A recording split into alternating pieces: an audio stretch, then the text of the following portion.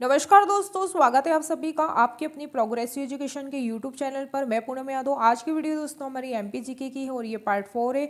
तो आज के इस वीडियो में दोस्तों हम प्रीवियस ईयर के आए हुए क्वेश्चनों को ही करने वाले हैं। तो वीडियो को पूरा एंड तक जरूर देखिएगा। वीडियो अच्छी लगे तो लाइक शेयर एंड सब्सक्राइब जरूर करिएगा। तो शुरू करते हैं आज की इस वीडियो को। प्रश्न नंबर 1 है आपके सामने, मध्य प्रदेश में पहली महिला राज्यपाल कौन थी? तो दोस्तों मध्य प्रदेश की पहली महिला राज्यपाल सरला ग्रेवाल थी, जिन्होंने 1990 से 1990 में जो है अपना कार्यभार संभाला था। और ये दोस्तों भारत की दूसरी महिला आईएएस अधिकारी थी, जिन्होंने कई महत्वपूर्ण पदों पर भी कार्य किया है। और ये दोस्तों पूर्व प्रधानमंत्री राजीव गांधी की प्रधान सचिव के रूप में भी कार्य कर चुकी है। तो मध्य प्रदेश की पहली महिला राज्यपाल सरला ग्रेवाल थी। तो ऑप्शन ए हमारा आंसर करेक्ट हो जाएगा, जिन्होंने 1990 से 1990 में जो है अपना पदभार संभाला था। प्रश्न नंबर 2 है, मध्य प्रदेश में ग्राम पंचायत घोषित होने के लिए न्यूनतम जनसंख्या कितनी है? तो दोस्तों मध्य प्रदेश में ग्राम पंचायत घोषित होने के लिए न्यूनतम जनसंख्या 1000 होना चाहिए। और यदि किसी गांव की आबादी 1000 से कम है दोस्तों, तो उसे छोटे गांवों के प्रशासनिक जरूरतों को पूरा करने के लिए जो है एक संयुक्त ग्राम पंचायत बनाई जा सकती है। तो एक ग्राम पंचायत यदि आपको बनाना है तो वहाँ की जो जनसंख्या है न्यूनतम जो है 1000 होनी चाहिए। यदि इससे कम है तो जो है संयुक्त ग्राम पंचायत के रूप में बनाई जा सकती है। तो ये आपको याद रखना है। प्रश्न नंबर 3 है, मध्य प्रदेश में कितनी बार राष्ट्रपति शासन लागू किया गया है? तो दोस्तों मध्य प्रदेश में अब तक 3 बार राष्ट्रपति शासन अनुच्छेद 356 के तहत लगाया जा चुका है। तो जब भी राष्ट्रपति शासन लगता है दोस्तों, तो कौन से आर्टिकल के तहत लगता है? तो 356 के तहत जो है राष्ट्रपति शासन लगाया जाता है। तो मध्य प्रदेश में अब तक जो है 3 बार राष्ट्रपति शासन लग चुका है। तो ऑप्शन सी करेक्ट हो जाएगा। पहली बार दोस्तों कब लगा? तो पहली बार 1977 में लगा था। दूसरी बार दोस्तों 1980 में लगा था। 1980 में लगा था। और तीसरी बार जब राष्ट्रपति शासन लगा तो कब लगा? 1992 में लगा। तो ये आपको याद रखना है कि अब तक जो है 3 बार राष्ट्रपति शासन लग चुका है। किस आर्टिकल के तहत लगता है? तो 356 के तहत लगता है। तो ऑप्शन सी हमारा आंसर करेक्ट हो जाएगा। प्रश्न नंबर 4 है, मध्य प्रदेश जिलों में से मैगजीन के सबसे बड़े भंडार किसमें है? तो दोस्तों मध्य प्रदेश में मैगजीन के सबसे बड़े भंडार मुख्य रूप से बालाघाट और छिंदवाड़ा में है। तो आपको याद रखना है कि सबसे मुख्य रूप से जो है मध्य प्रदेश में बालाघाट और छिंदवाड़ा में जो है मैगजीन्स के भंडार है। तो छिंदवाड़ा हो जाएगा। और दोस्तों जिसमें बालाघाट जिले की अगर हम बात करें तो एशिया की सबसे बड़ी भूमिगत मैगजीन खदान है। और खदान कौन सी है? यहाँ पर भरवेली खदान के लिए जो है प्रसिद्ध है। और ये क्षेत्र जो है देश के कुल मैगजीन उत्पादन और भंडार में जो है अपनी महत्वपूर्ण योगदान देता है। तो इसलिए जो है इसका आंसर बालाघाट हो जाएगा। इसे दोस्तों मैगजीन नगरी भी कहा जाता है। और जहाँ भरवेली खदान एशिया की सबसे बड़ी भूमिगत मैगजीन खदान भी है। छिंदवाड़ा की बात करें तो बालाघाट के साथ ये भी मैगजीन खदान के लिए जो है महत्वपूर्ण क्षेत्र है। तो ऑप्शन ए हमारा आंसर करेक्ट हो जाएगा। चलते हैं नेक्स्ट क्वेश्चन की ओर। प्रश्न नंबर 5 पे, अखराणी और मतवार पहाड़ियों के मध्य निम्नलिखित में से किस नदी ने गहरी कंदरा बनाई है? तो दोस्तों अखराणी और मतवार पहाड़ियों के बीच मां नर्मदा नदी ने गहरी कंदरा बनाई है, जो मध्य प्रदेश के विंध्य और सतपुड़ा पर्वतमाला के बीच बहते हुए क्षेत्र में एक गहरी घाटी का निर्माण करती है, जिसे भेड़ाघाट में संगमरमर की चट्टानों के रूप में भी दोस्तों देखा जा सकता है। और यह नर्मदा नदी की एक प्रमुख भौगोलिक विशेषता भी है। और नर्मदा नदी जो है विंध्य और सतपुड़ा श्रेणियों के बीच बहते हुए जो है गहरी घाटियों का निर्माण भी करती है दोस्तों। और ये जो है मध्य प्रदेश की जीवन रेखा भी कहलाती है। तो इसका आंसर जो है ऑप्शन सी करेक्ट हो जाएगा। प्रश्न नंबर 6 है, निम्नलिखित में से कौन सा जिला वर्षा ऋतु में अधिक वर्षा प्राप्त करता है? तो दोस्तों मध्य प्रदेश में वर्षा ऋतु में मंडला जिला जो है सबसे अधिक वर्षा प्राप्त करता है। क्यों करता है? क्योंकि ये पूर्वी भाग में स्थित है और यहाँ छत्तीसगढ़ व वनांचित क्षेत्रों के करीब होने के कारण दोस्तों यहाँ पर क्या है, आर्द्रता ज़्यादा होती है, जिससे पर्याप्त बारिश होती है। तो इसका आंसर जो है मंडला हो जाएगा। तो यहाँ पर क्या है दोस्तों, अगर हम इसकी भौगोलिक स्थिति देखें तो मंडला मध्य प्रदेश के पूर्वी हिस्से में है, इसलिए यहाँ पर ज़्यादा बारिश होती है। और सतपुड़ा पर्वतमाला के पूर्वी ढलान के पास है, जो इससे अधिक वर्षा प्राप्त करने में क्या है, मदद करता है। यहाँ पर दोस्तों आर्द्रता ज़्यादा है और जिसे मानसून के दौरान ज़्यादा बारिश होती है। और मंडला और आसपास के क्षेत्रों में जैसे बालाघाट और सीधी जिले में अगर हम देखें तो यहाँ पर घने वन और पर्वतीय इलाके हैं जो वर्षा को आकर्षित करते हैं। तो इसका आंसर ऑप्शन सी करेक्ट हो जाएगा। प्रश्न नंबर 7 है, मध्य भौगोलिक क्षेत्रफल के प्रतिशत के रूप में निम्नलिखित में से किस जिले का वन क्षेत्र सर्वाधिक है? तो दोस्तों मध्य प्रदेश में भौगोलिक क्षेत्रफल के प्रतिशत के रूप में यदि हम देखें तो श्योपुर जिला का वन क्षेत्र सर्वाधिक है। जो दूसरे स्थान पर आता है बालाघाट और फिर उमरिया जैसे जिले जो हैं आगे हैं, जबकि बालाघाट जो है दोस्तों वो कुल क्षेत्रफल में अग्रणी है, श्योपुर प्रतिशत के मामले में आगे है।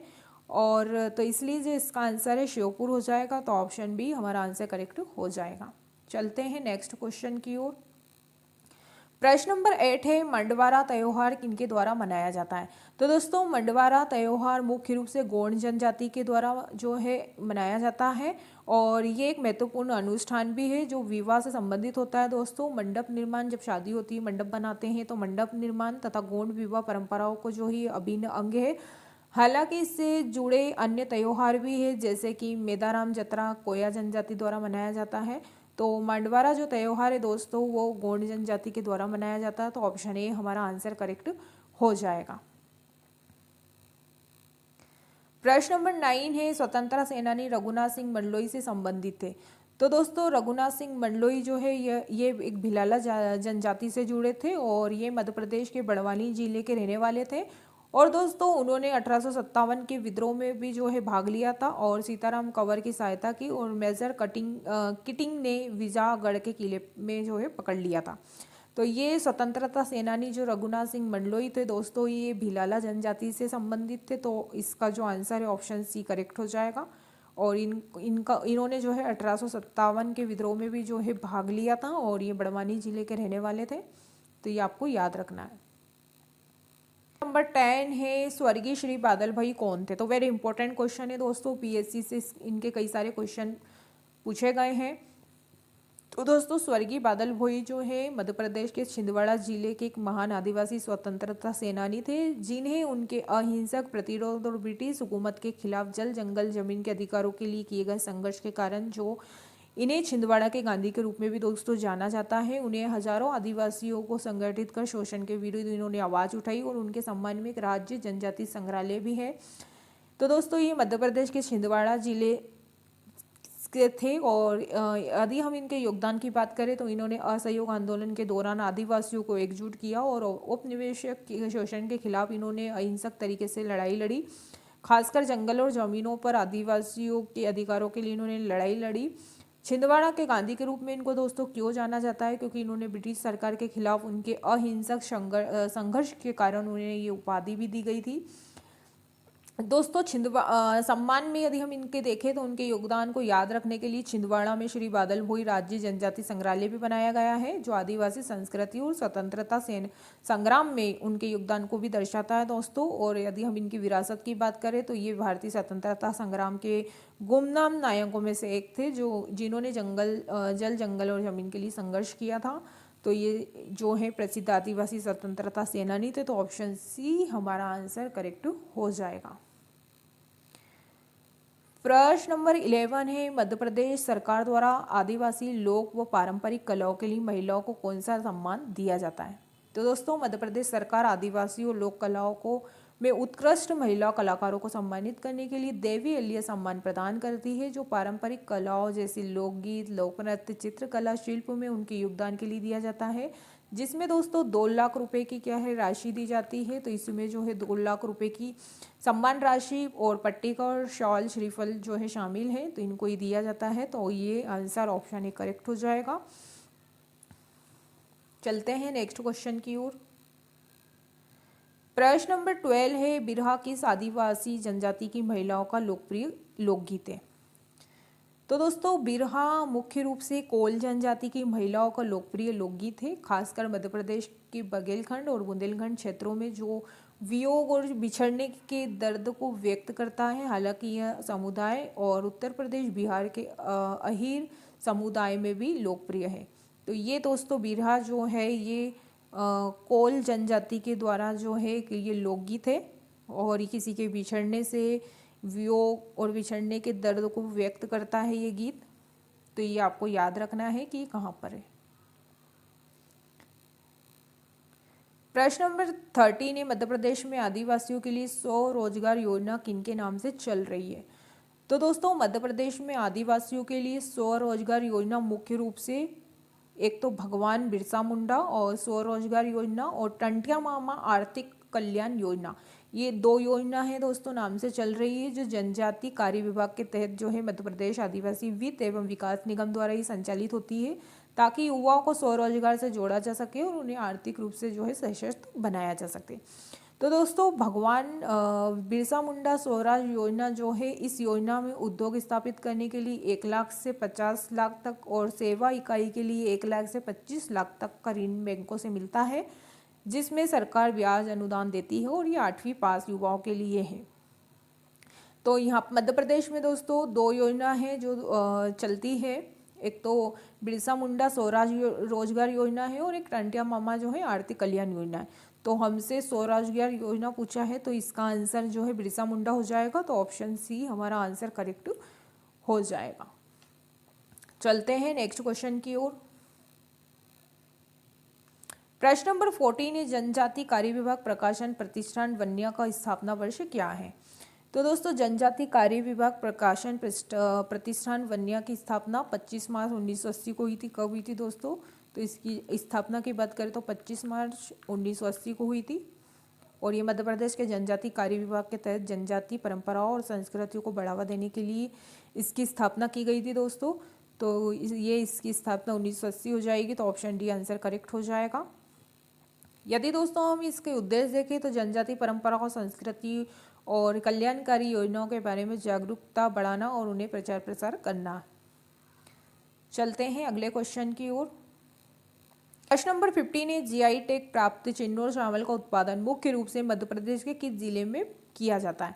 तो दोस्तों जीआई टैग प्राप्त चिन्नौर चावल का उत्पादन मुख्य रूप से मध्य प्रदेश के बालाघाट जिले में किया जाता है, जिसे मध्य प्रदेश का दोस्तों धान का कटोरा भी कहते हैं और ये अपनी सुगंध, कोमलता और स्वाद के लिए भी दोस्तों प्रसिद्ध है, जिसके लिए इसे 2021 में जो है 2021 में इसे क्या है जीआई टैग मिला है। और बालाघाट की विशेष चिकनी दोमट मिट्टी के कारण ये खूब उगता है और बालाघाट, बेहर, परसवाड़ा जैसे इलाकों में व्यापक रूप से जो है उगाया जाता है। तो इसको जीआई टैग कब मिला? तो 2021 में मिला और चिन्नौर चावल का उत्पादन जो है मुख्य रूप से बालाघाट जिले में किया जाता है, तो ऑप्शन डी हमारा आंसर करेक्ट हो जाएगा। चलते हैं अगले क्वेश्चन की ओर। प्रश्न नंबर 16 है, मध्य प्रदेश के दक्षिण पूर्वी भाग में अधिकांश वर्षा किसके द्वारा होती है? तो दोस्तों मध्य प्रदेश के दक्षिण पूर्वी भाग जैसे मंडला, बालाघाट, अनूपपुर में अधिकतम वर्षा मुख्य रूप से दक्षिण पश्चिम मानसून की बंगाल की खाड़ी शाखा से होती है दोस्तों, जो पूर्व से राज्य में प्रवेश करती है और सतपुड़ा मैकाल पर्वत से टकराकर इस क्षेत्र में ज़्यादा नमी छोड़ती है, जिससे यहाँ अधिक वर्षा होती है। और जो अरब सागर शाखा के प्रभाव और भौगोलिक स्थिति का भी दोस्तों यहाँ पर जो है परिणाम है। तो ये जो है मानसून की बंगाल की खाड़ी शाखाओं से जो है दक्षिण पूर्वी भागों में अधिकांश वर्षा होती है। चलते हैं अगले क्वेश्चन की ओर। प्रश्न नंबर 17 है, मध्य प्रदेश में बांस का राष्ट्रीयकरण कब हुआ था? तो दोस्तों मध्य प्रदेश में बांस का राष्ट्रीयकरण 1973 में किया गया था और जो राज्य सरकार का एक नीतिगत फैसला भी था, ताकि बांस के मूल्यवान वन संसाधनों के व्यापार और दोहन पर राज्य का नियंत्रण हो सके और उनके संग्रह, प्रसंस्करण व विपणन को नियंत्रण किया जा सके। तो इसकी जो इस राष्ट्रीयकरण दोस्तों 1973 में किया गया था और इसका जो उद्देश्य था कि वन संसाधनों को बेहतर प्रबंधन और व्यापार राज्य का एक अधिकारी स्थापित करना भी था। और महत्व देखें दोस्तों तो मध्य प्रदेश का बांस उत्पादन जो है अग्रणी राज्य है और जो अरुणाचल प्रदेश के बाद दूसरे स्थान पर ये आता है। तो ये बांस का राष्ट्रीयकरण जो है 1973 में किया गया था। वेरी इंपॉर्टेंट क्वेश्चन है, कई बार एमपीपीएससी में क्वेश्चन पूछा गया है। चलते हैं अगले क्वेश्चन की ओर। प्रश्न नंबर 18 है, विंध्यन स्कार्पलैंड का दक्षिणी भाग क्या कहलाता है? तो दोस्तों विंध्यन स्कार्पलैंड के दक्षिणी भाग को मुख्य रूप से भांडेर पठार के रूप में जाना जाता है और जो दक्षिणी पूर्वी राजस्थान पठार का भी दोस्तों ये हिस्सा है। इसमें विंध्य स्कार्पलैंड की खड़ी ढलानें शामिल हैं और ये हिस्सा नर्मदा और सोन घाटियों के बीच भी फैला हुआ है। इसमें कई पहाड़ियाँ पठार आते हैं, जैसे मिकिर पहाड़ियाँ और मैकाल श्रेणी के कुछ हिस्से भी आते हैं। तो ये जो है भांडेर पठार का जो है दक्षिणी भाग कहलाता है, तो ऑप्शन सी हमारा आंसर करेक्ट हो जाएगा। और ये दोस्तों नर्मदा और सोन घाटियों के बीच में स्थित है, दक्षिणी पूर्वी राजस्थान पठार का भी ये हिस्सा है। और विंध्य स्कार्पलैंड की दक्षिणी ढलानें जो खड़ी चट्टानों से बनी है, इसकी विशेषताएं। चलते हैं नेक्स्ट क्वेश्चन की ओर। प्रश्न नंबर 19 है, Bharat heavy electrical limited Bhopal की स्थापना किस देश की कंपनी के सहयोग से हुई थी? तो दोस्तों भारत हैवी इलेक्ट्रिकल, जिसे भेल के नाम से भी जाना जाता है, भोपाल में स्थापना इसकी मुख्य रूप से यूनाइटेड किंगडम यूके की एसोसिएटेड इलेक्ट्रिकल इंडस्ट्री कंपनी के सहयोग से हुई थी, जिसके साथ भारत सरकार ने 1955 में एक समझौता किया था और ये देश का पहला भारी विद्युत उपकरण बनाने वाला भी कारखाना है। तो ये दोस्तों किनके सहयोग से जो है इसकी स्थापना हुई थी? तो ब्रिटेन हो जाएगा, तो ऑप्शन डी हमारा करेक्ट हो जाएगा। इसे भेल के रूप भेल भी कहते हैं और ये कहाँ पर है? भोपाल में स्थित है। और इसका उद्देश्य दोस्तों यही था कि भारत में भारी विद्युत उपकरणों के निर्माण के लिए एक मजबूत घरेलू उद्योग स्थापित करना है। चलते हैं नेक्स्ट क्वेश्चन की ओर। पर 20 है, वर्ष 2011 की जनगणना के अनुसार किस जिले में नगरीय जनसंख्या का प्रतिशत सर्वाधिक है? तो दोस्तों 2011 की जनगणना के अनुसार मध्य प्रदेश के भोपाल जिले में नगरीय जनसंख्या का प्रतिशत सर्वाधिक है। लगभग कितना है दोस्तों? यदि हम भोपाल की बात करें तो लगभग कितना प्रतिशत है? तो ये 80.9% है, 80.9% है। जबकि इंदौर में कुल नगरीय जनसंख्या सबसे अधिक थी, लेकिन प्रतिशत में भोपाल आगे है और सबसे कम नगरीय जनसंख्या प्रतिशत डिंडोरी जिले में। तो सबसे ज़्यादा भोपाल में है और यदि हम सबसे कम की बात करें तो डिंडोरी में है, जिसका परसेंटेज कितना है दोस्तों? डिंडोरी में इसका परसेंटेज देखें तो 4.6 है। तो इसका आंसर भोपाल हो जाएगा, तो ऑप्शन सी करेक्ट हो जाएगा। तो दोस्तों आज के इस वीडियो में बस इतना ही। मैं उम्मीद करती हूँ कि जितने भी आज हमने 20 प्रश्नों को देखा है आप लोगों को अच्छे समझ में आ गए होंगे। यदि दोस्तों आप लोगों को क्वेश्चन अच्छे लगे हैं तो कमेंट सेक्शन में कमेंट करके ज़रूर बताइएगा, लाइक करिएगा। और जो भी मेरे दोस्त हैं जो चैनल पर परिवार जुड़े हैं तो प्लीज़ वो भी चैनल को सब्सक्राइब कर ले, ताकि हमारी रोज़ की वीडियो का नोटिफिकेशन आपको मिलते रहे। तो आज के इस वीडियो में इतना ही, मिलते हैं नेक्स्ट वीडियो में। तब तक के लिए सभी को जय हिंद, जय भारत, धन्यवाद।